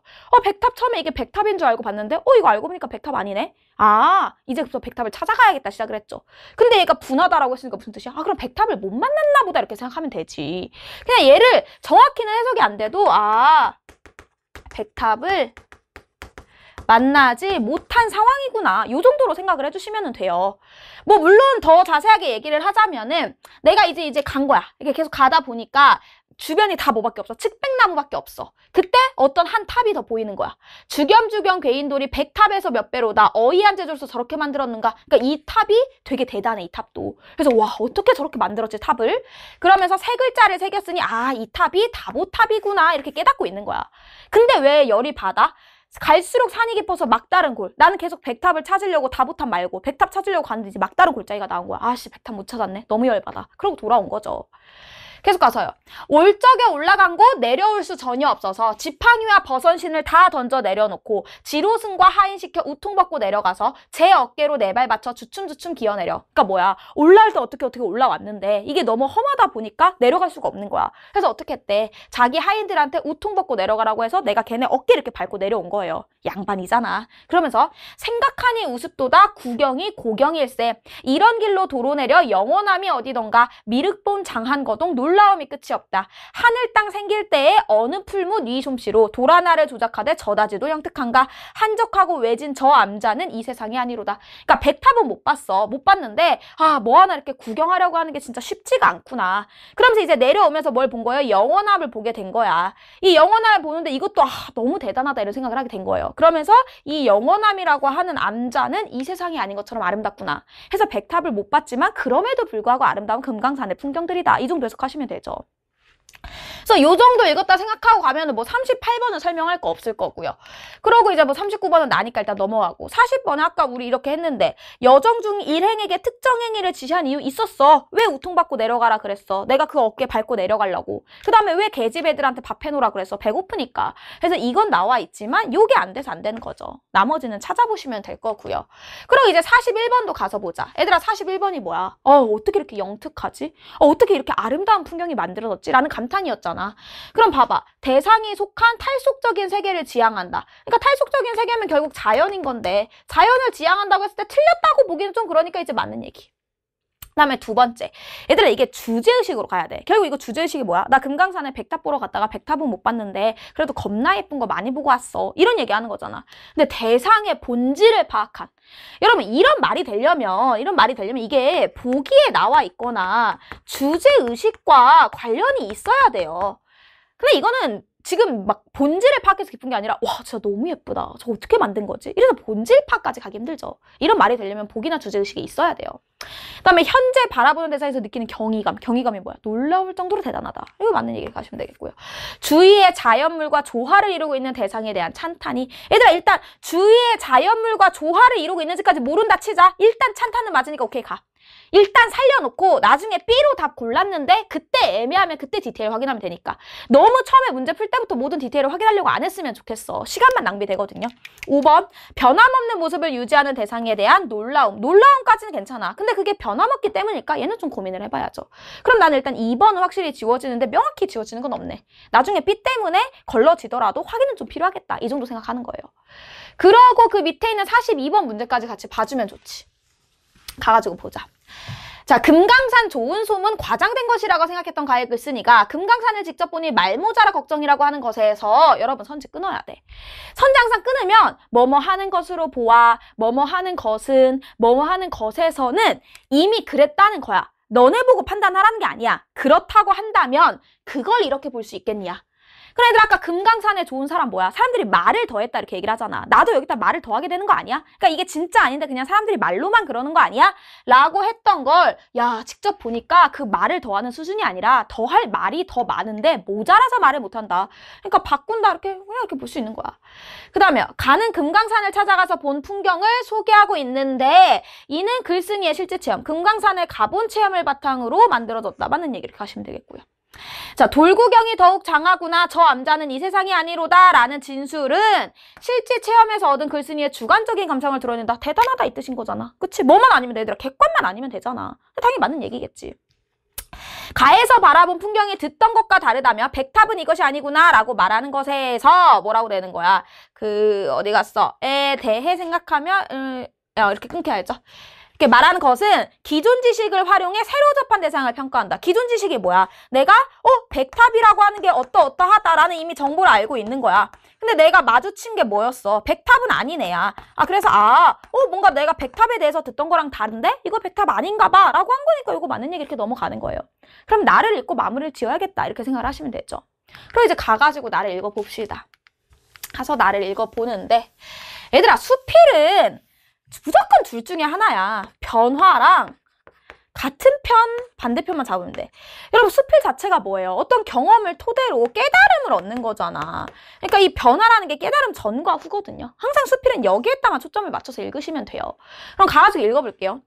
을사년 여름 나는 양주에 있는 홍씨의 장원을 빌려 임시로 몸을 붙여 살았다. 장원은 도봉 아래에 있었다. 어느 날 시우가 크게 내려 밤새도록 그치지 않더니만 이튿날 느지막이 개는 개색이 있었다. 나는 회룡사 앞에 폭포의 물줄기가 매우 장관이라는 말을 듣고 어렵사리 가마를 준비하여 시내를 건너 덩굴을 치고 갔다. 폭포에 물방울이 쏘아대는 기세 때문에 가까이 갈 수 없었으므로 폭포 좌측으로 난 길을 통해 곁눈질로 멀리 바라보며 마치 버리고 가는 듯 훌쩍 올라갔다. 원류, 폭포가 흐르기 시작한 원천이죠. 시작하는 부분. 거기를 만났는데 그리 거세게 흐르지 않게 비로소 옷을 걷어붙이고 건넜다. 언덕을 따라 내려가 오른쪽으로 폭포를 낀 채 암석 위에 앉아 아래를 굽어보았다. 물이 도봉에서 발원하여 대략 10리쯤 흐르다가 여기에 이르러 갑자기 바위를 맞닥뜨린다. 그러니까 얘들아, 이게 뭐냐면 처음에 갈 때 어떻게 했냐면 폭포 좌측. 이 폭포가 이렇게 내릴 거 아니야. 어떤 이렇게 절벽 같은 데서. 이 폭포가 너무 세니까 이렇게 돌아간 거야. 폭포 이렇게 좌측으로. 그래서 이렇게 올라간 거야. 이렇게 올라가가지고 여기서 이제 폭포가 시작되는 부분을 만난 거예요. 그래서 거기서 이제 옷을 걷어붙이고 이렇게 건넌 거야. 그래서 이 오른쪽에 이렇게 앉아가지고 이 폭포를 이렇게 바라보고 있는 거죠. 이해가 무슨 얘기인지? 우뚝 솟은 바위는 높이가 거의 5,6장정도인데 물이 어쩔 수 없이 문을 빠져나가려고 다투며 몸을 조인 채 떨어지니 솟구쳐 흩어지는 것도 있고 서서 뛰어오르는 것도 있고 거꾸러져 옆으로 떨어지는 것도 있고 재빨리 곧바로 쏟아지는 것도 있었다. 어떤 것은 소용돌이 치며 끌어오르기도 하고 어떤 것은 부딪히며 부서지기도 하는데 많기로는 천섬의 구슬과 같고 시끄럽기로는 만개의 우레와 같았다. 나를 따라 유람하는 사람들 모두 탄성을 질렀고 나도 마음과 눈으로 꽤나 놀랐다. 이게 무슨 말이냐면 얘들아, 처음에 이렇게 물이 시작되는 부분은 그렇게 물이 거세지가 않아. 근데 아까 폭포는 겁나 거세다 그랬잖아. 그게 왜냐면 얘가 이렇게 흐르다가 바위가 있다 이거야. 커다란 바위가 엄청 커다란. 근데 이렇게 물이 흐르다가 바위에서 이렇게 부딪히면서 나온다 이거야. 물이 이렇게 부딪히면서. 그러면서 여기서 이 폭포가 이렇게 세게 흐르게 되는구나 라는 얘기를 하는 거예요. 계속 가서요. 한참 뒤에 비로소 가만히 생각을 해보았다. 하늘이 물을 생성하면서 어찌 그렇게 하였겠는가. 물의 성질은 아래로 흐를 뿐이다. 허하면서도 실하고 유하면서도 강하며 자연의 이치에 따라 흐르게 함이 없어도 흐르는 것이 바로 물의 일정한 법칙이다. 지금은 바위에 의해 잘못되어 그 형세는 크게 치달리며 다투고 그 형상은 날뛰며 미친 듯하다. 그것을 본 사람들은 물이 본성을 잃은 것이 탄식할 만한 일인지를 모른 채 도리어 박수를 치며 탄성을 지르니 어찌 그리도 미혹한가. 그러니까 얘들아 이게 무슨 말이냐면은 여기서 지금 사람들이 이 폭포 보고 와 대단하다 이렇게 박수를 쳤잖아. 근데 얘는 뭐라 그래? 물이라고 하는 거는 아래로 이렇게 흘러야 돼. 그럼 어떻게 흘러야 돼? 이치에 따라서 흐르게 함이 없어도 누군가가 흐르게 하지 않아도 자연스럽게 흐르는 게 물의 일정한 법칙이다 이거예요. 근데 지금은 이 바위가 있으니까 이 바위에 부딪혀가지고 폭포가 만들어진 거잖아. 근데 마치 그 폭포가 어떤 식으로 만들어지냐면은 여기 보시는 것처럼 뛰어오르는 것 같기도 하고 솟구치는 것 같기도 하고. 그럼 이건 물은 원래 이렇게 내려가야 되는 애인데 얘랑 반대되는 속성인 거잖아. 그게 지금 문제다라고 얘기를 하는 거예요. 바위에서 잘못되어서 그 형세가 날뛰며 미친 것 같다. 그것을 본 사람들은 물이 본성을 잃은 것이 탄식할 만한 이런 것도 모른 채 이게 지금 본성을 잃은 거야. 왜? 이렇게 내려오지 않고 이렇게 부딪혀지고 있으니까. 그걸 모른 채 탄성을 지르니 어찌 그래도 미혹한가? 왜 이렇게 멍청하니? 이런 얘기인 거야. 그러면서 나는 오늘날 사람이 하늘이 부여한 본성을 보존하지 못하는 경우가 많은 것을 본다. 폭포여 폭포여 내가 너에게 무엇을 허물하랴 마침내 감기하에 기록하였다. 얘들아 이 말이 뭐야? 지금 사람 얘기로 가잖아. 이게 지금 개인이 경험한 거 뭐예요? 폭포. 경험한 거 가지고 누구도 인간들도 그러하다 이거야. 이 폭포가 뭐야? 사람들은 대단하다고 하지만 사실 얘는 본성을 잃은 거야. 원래 아래로 떨어져야 되는 지금 부딪혀서 올라와서 떨어지고 있는 거니까. 근데 어떻게 폭포만 그러겠느냐. 사람이 하늘이 부여한 본성을 보존하지 못하는 경우가 많다. 그러니까 폭포뿐만이 아니라 사람도 그러하다. 그러니까 내가 너를 탓해서 뭐 하겠느냐 이렇게 되는 거죠. 그럼 여러분 깨달음 전과 후가 뭐예요? 깨달음 전에는 와 폭포 너무 멋있다라고 생각을 하다가 폭포가 저렇게 된 거는 자기의 본성을 잃은 거구나. 참 안타깝다. 이렇게 생각을 하게 되는 거죠. 그럼 요 정도 생각 가지고 얘들아 여기 B 보니까 우리가 앞에서 A 풀었었잖아. 풀었던 문제 연결해서 푸는 게 가장 베스트거든요. 그래서 나는 바로 41번부터 왔어요. 여러분 41번부터 왔을 때 요것만 지웠고 얘네는 조금 확인이 필요하기는 했었죠. 그리고 나머지 일단 살렸지. 1번부터 보자. 대상에 속한 세속적인 세계를 회피하려는. 얘들아 주제의식으로 접근해야 돼. 항상 선지에 나온 말로만 고민을 하려고 하지 말고 너네가 읽고 온 걸 믿어야 돼. 지금 여기서 하고자 하는 얘기는 뭐였어? 폭포라는 게 언뜻 보면 너무 멋있어 보이지만 그게 결국 물의 본성을 잊은 것이다. 이 얘기를 하고 싶은 거잖아. 지금 탈속과 세속 얘기를 하고 싶은 게 아니야. 주제의식에서 어긋나는 거예요. 이런 애들한테 속으면 안 돼. 그 다음에 이제 3번. 대상의 현재 모습에만 주목하는 이들에 대한 안타까움. 얘들아 어떤 사람들이었어? 지금 이 폭포가 흐르는 게 너무 멋있다. 폭포의 본성을 생각하지 못하는 사람들이었잖아. 그래서 이게 맞는 얘기겠고요. 주위의 자연물과 어우러지지 않는 대상에 대한 아쉬움. 얘들아 아쉬움까진 맞아. 근데 얘가 지금 그걸 아쉬워하는 이유가 주위와 안 어우러져였어. 그게 아니라 폭포가 물의 본성을 지키지 못했기 때문에. 그러니까 어울리지 않아서가 안 된다. 이렇게 되고요. 상황에 따라 대상을 달리 바라보는 사람들에 대한 부정적인 태도. 얘들아 사람들은 뭐였어? 지금 폭포가 이렇게 솟구쳐서 내려오는 건데도 불구하고 내려오는 것만 보고 우와 이런 거였잖아. 상황에 따라 달리 바라보는 것 때문이 아니었죠. 주제의식에서 다 어긋나는 거지. 그러면 3번 이렇게 되는 거고요. 이어서 42번도 같이 보는 거야.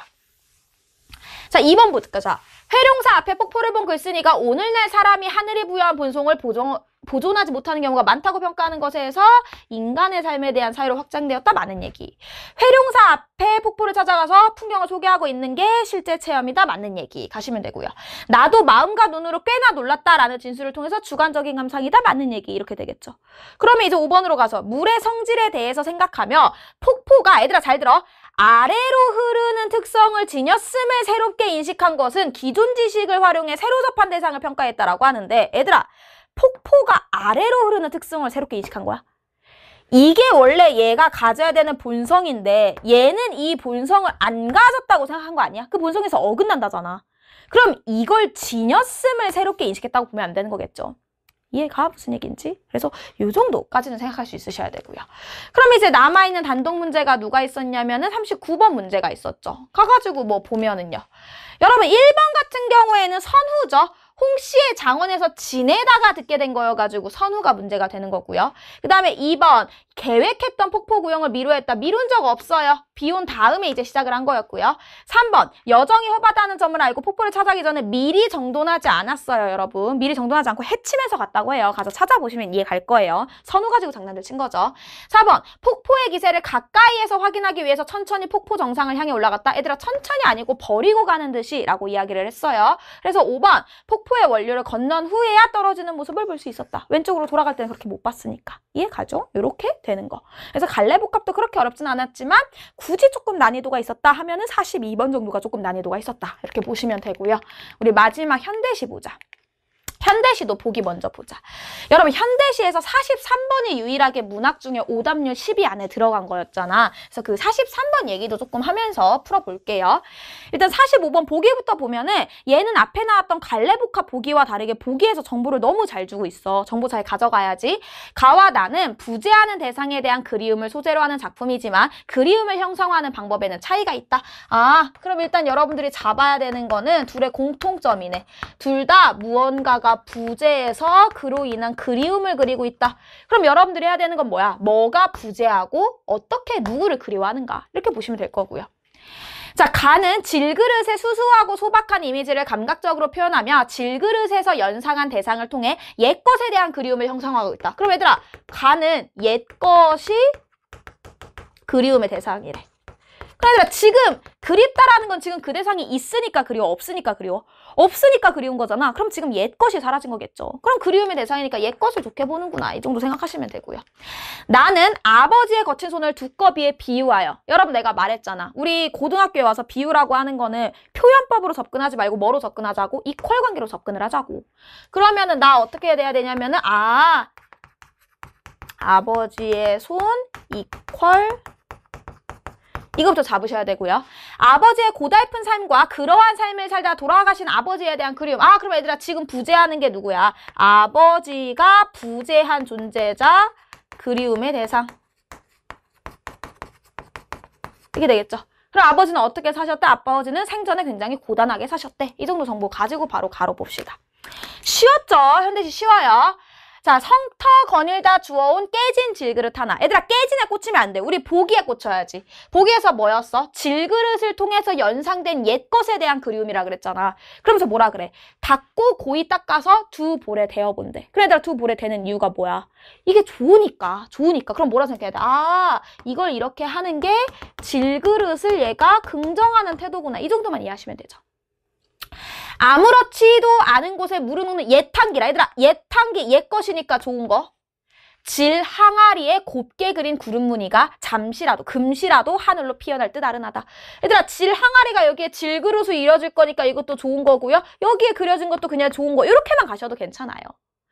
계속 가서요. 눈 감고 날개 펴는, 날에 편다는 건 날개 피는 거예요. 날개 펴는 향기로운 마음에 먼 그 옛날 할아버지 흰 수염이 아주까리 등불에 비치어 자유롭다. 얘들아 먼 옛날 옛 것이니까 할아버지 흰 수염 좋은 거, 자유로운 것도 좋은 거 이렇게 가시면 되죠. 그러니까 뭐냐면 질그릇을 이렇게 얼굴에 대보니까 옛날 기억들이 떠오르기 시작을 한 거야. 왜냐면 요새는 그 질그릇이 잘 안 쓰는 거거든. 옛날에 썼던 그 질그릇을 보면서 과거를 떠올리고 있는 거예요. 꽃밭에 놓고 이슬바다 책상에 올리면 그 밤 내 베갯머리에 옛날을 보리니. 그러니까 뭐야? 이 질그릇을 꽃밭에 놓고 이슬 받아서 책상 위에 올려두면 그 질그릇이 나랑 같은 공간에 있으면서 계속 과거를 떠올릴 수 있게 해준다 이거예요. 그래서 그 밤 내 베갯머리, 그러니까 잠자면서 꿈으로 옛날을 꿈꿀 수 있다 이거죠. 옛날을 봐도 나 울지 않으련다. 얘들아 왜 슬퍼? 슬프긴 해. 왜? 지금 없으니까. 하지만 왜 울지 않겠다? 나 너무 그걸 떠올리는 것만으로도 행복하니까. 이렇게 되는 거죠. 요 정도는 진짜 너무 쉽게 읽으셔야죠. 이걸로 이제 문제 풀 수 있는 거 가볼까? 자, 얘들아, 이런 거 한번 이제 가가지고 보자. 가가지고 보면은, 특정 시어를 반복해서 의미 강조는 당연한 거고요. 구체적인 청사 설정에 시상 전개 가능한 거고, 당연한 거고, 이렇게 되고, 이렇게 되고, 이렇게 되죠. 그래, 얘들아, 이거는 이제 마지막 바로 보시면 되죠. 바로 한번 가가지고 보면은, 끝날 때 안으련다로 끝났으니까, 바로, 시행을 종결하지 않은 채 아니니까 바로 지운다. 이렇게 가시면 되고요. 색채 대비 있나 한번 가가지고 봐봐. 색채 대비. 색채 대비. 나는 굳이 색채 대비? 뭐 굳이 하자면 여기 흰 수염과 하늘이라고 볼 수도 있겠지만 이게 지금 색채 대비를 이루는 장면이라 보기 힘들어요. 왜냐면 이게 대비를 이루려면 하늘 장면이 나오고 할아버지 흰수염이 이어서 나와줘야 되는데 그게 아니라 약간 병렬적으로 제시되고 있는 거거든요. 그래서 나는 색채 대비도 애매한데 이렇게 생각했어.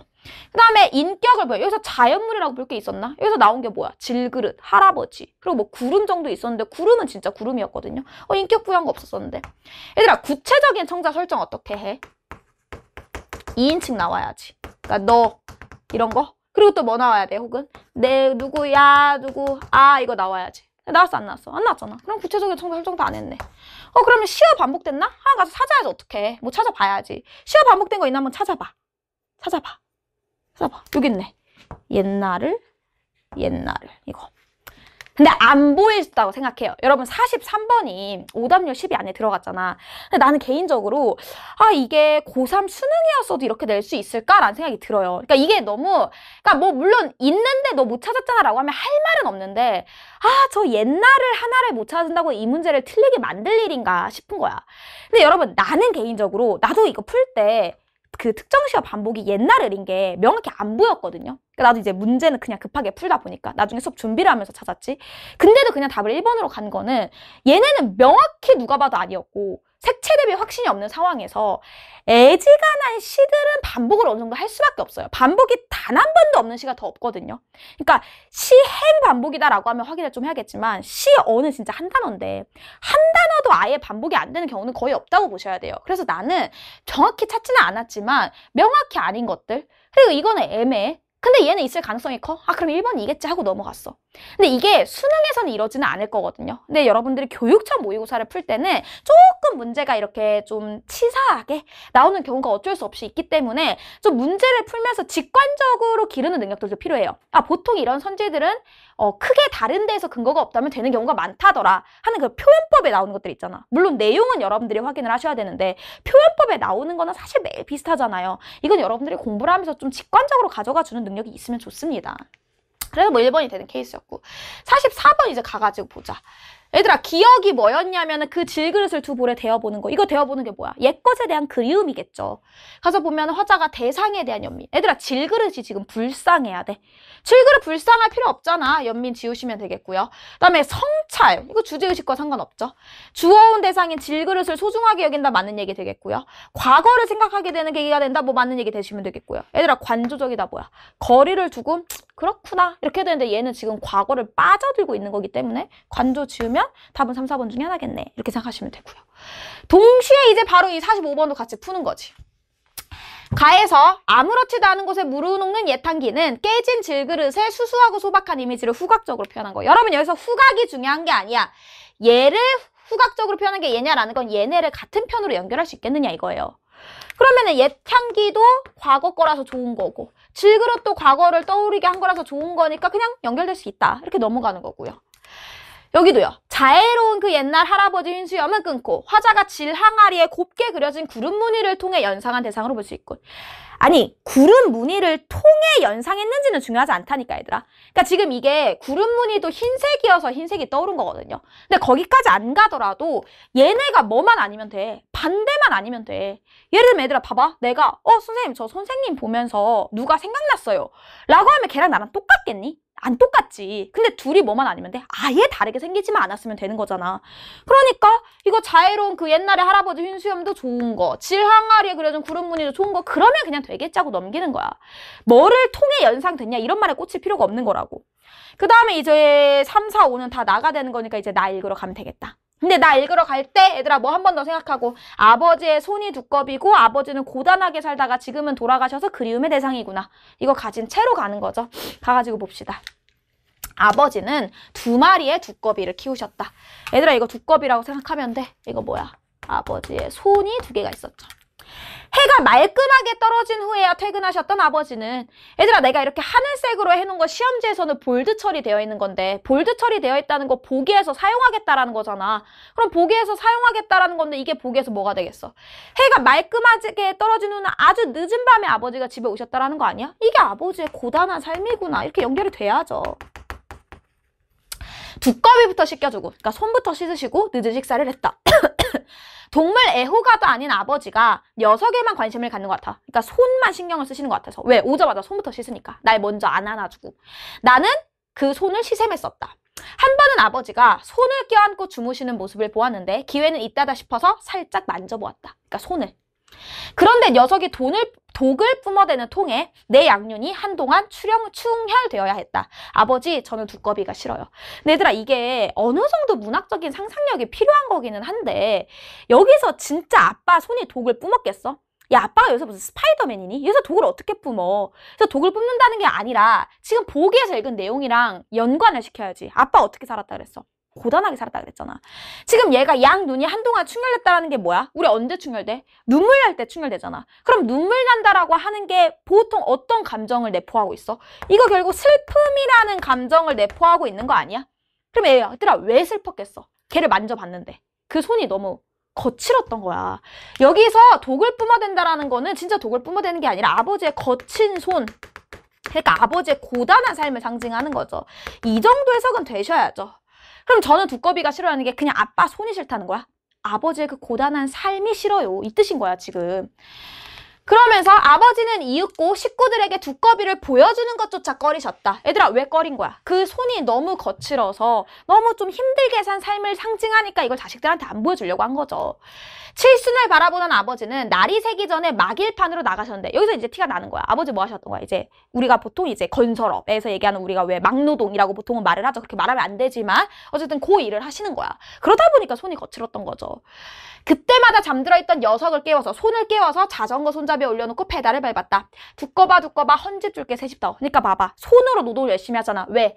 내가 힘들게 사는 거 줄게. 내 힘든 삶을 줄게. 우리 가족에게 안정된 생활을 다오. 이런 뜻인 거야, 지금. 아버지는 지난 겨울 두꺼비 집을 지으셨다. 두꺼비와 아버지는 그 집에서 긴 겨울잠에 들어갔다. 봄이 지났으나 잔디만 깨어났다. 얘들아, 겨울잠에 들어갔는데 잔디만 깨어났다는 건 무슨 소리야? 아버지가 돌아가셨다. 그러니까 아버지의 부재죠. 그리고 잔디만 깨어났으니까 아버지는 깨어나지 않으셨으니까 이게 반대되는 거고요. 내 아버지의 양손엔 우둘투둘한 두꺼비가 살았다. 우둘투둘한 손이 살았다. 고단한 아버지의 삶이었다. 이런 뜻이 되는 거죠.